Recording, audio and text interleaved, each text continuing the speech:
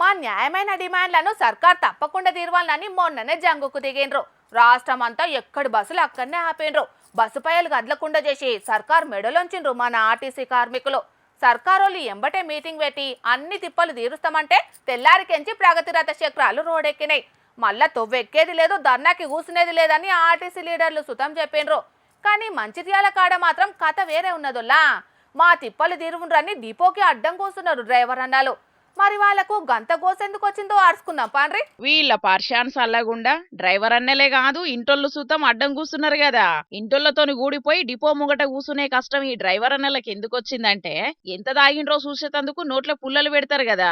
గామిసిని జయంగా ఇంత తిప్పలొచ్చింది డ్రైవర్ అన్నలకు. మంచిర్యాల డిపోలో ఎప్పట్లకనే డ్యూటీ ఎక్కే డ్రైవర్ అన్నలకు బ్రీత్ అనలైజర్లు ఊదిపిస్తున్నారట. ఇక దాంట్లోకి రాయమల్లన్నను సూతం ఊదిపిచ్చిండ్రు. అటెంకేమైందో అన్ననే చెప్తాడు. అన్నా 8 తారీఖు నాడు డ్యూటీకి వచ్చిన శుక్రవారం రోజు వస్తే 7 గంటలకు డ్యూటీ ఉంటే మిషన్ పెట్టారు. మిషన్ పెడితే 56 వచ్చింది.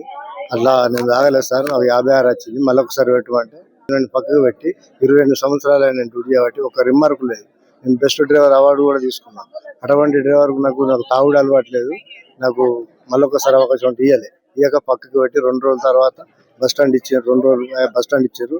నెక్స్ట్ డ్రైవర్ మళ్ళీ ఒక ఆయన నిన్న వచ్చింది, టిమో డ్రైవర్ వస్తే ఆయనకు 73 వచ్చింది. 73 వస్తే 73 వచ్చినాక మళ్ళీ ఆయనకు ఊదిపించారు. ఆయన ఊదిపిస్తే 0 వచ్చిందట. 0 వస్తే ఆయనకు డ్యూటీ పంపించారు. అదే నాకు పంపిస్తే నాకు కూడా లైఫ్ సెట్ అవుతుండే కదా, నాకు ఉద్యోగం వస్తుండే కదా, నన్ను ఆపి ఆయనకేం పంపించారు. నాకు న్యాయం కావాలని కోరుకుంటున్నాను. మిషన్ జయంగా పెద్ద పర్షానే మోపైంది కదా పాడై. పాపం అన్నకు తాగుడు అలవాటే లేదట. అయినా ఎట్లొచ్చిందో మిషని పాడుగాను. సాలరదైనా ఏం పద్ధతి చెప్పుండ్రి. తాగనే లేదని చెప్పినప్పుడు మళ్ళో తాపు ఊదిపిస్తే ఏం పోయేది. అట్లా ఊదియకుండా 2 రోజులు రికాముచ్చిండ్రట. సరే ఫాల్తు మిషన్ అని రాయమల్లన్న ఉత్తగా ఊకుండేటోడే గాని గట్లనే ఇంకొక ఆయనకు సుతం ఊదిపిస్తే అడ్డగోలు రీడింగ్ చూపెట్టిందట. నేను దాగనే లేదని చెప్తే ఈని మళ్ళో తాప చెకింగ్ చేసిండ్రట. అప్పుడు 0 చూపెట్టిందట. ఎంబటే ఆయనను డ్యూటీకి పంపిండ్రట. ఈ చెకింగ్ ఏదో రాయమల్లకు సుతం చేస్తే ఒడిచిపోయేదే ముచ్చట. డిపో అధికారులకు ఎన్ని మాటలు చెప్పినా పట్టించుకోలేదట.